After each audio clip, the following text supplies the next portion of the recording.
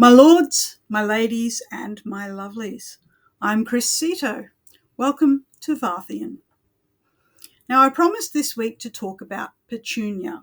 Now, Petunia is a character from this book, Dragon Silver Wizard Gold, available on Amazon. Now, I am going to talk about Petunia.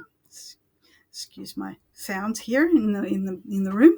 But I can't speak about her as a character before I discuss what dragons actually are in Varthien. I've always been fascinated by dragons, like Western dragons, Eastern dragons, ones that can talk, ones that can't. I've pondered the motivations of dragons since I was a teenager. I was absolutely obsessed with them.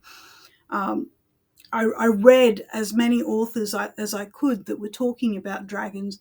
I wanted to know, why does a dragon hoard gold? Why do they have this strange relationship with princesses? Why do knights set out to kill dragons other than for clout? And so on. These things became drivers for how I built Varthien's dragons.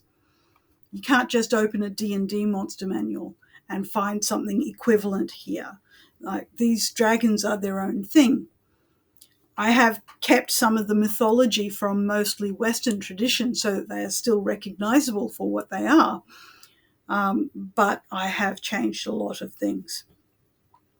Now, the first difference that people will notice is that Varthien dragons are metallivores. I could never work out why dragons hoarded treasure. It just seemed nonsensical. So this was the answer for me. They collected gold because they eat it along with other metals. And this causes its own issues in the series, in the planet. But there are plans to address this in later books. So I'm not going to go into huge amounts of depth on that. But you should know that dragons are not native to Varthien. They are alien. It's just that they've been here for a very, very long time. I've also altered the birth physiology of dragons somewhat. So dragons may seem to be oviparous, but it's not one creature per egg. It's multitudes. The egg in this instance is more like a maturation device than anything else, with wormlings becoming aware before they've been hatched or even before the egg itself has been laid. Now that we have that out of the way, Petunia is a dragon, if you didn't already figure that one out. On the day that she is hatched, something horrific happens. All of the siblings she grew with are killed, and she's removed from her mother, only to be rescued by Peter, which leads her into the story. So we see her in the very earliest days of her life, where she's less than 10 centimeters long. And in the later timelines, we see her when she's 8 years old, a toddler as far as dragons are concerned. And we can actually see her here on this book, the cover.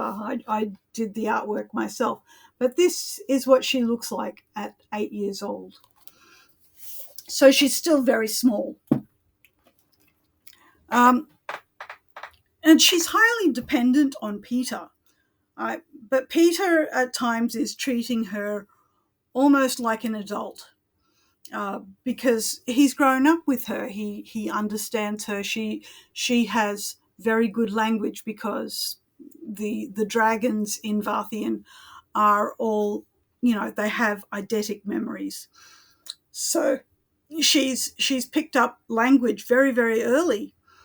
And so even though she's still so immature, Peter starts treating her like a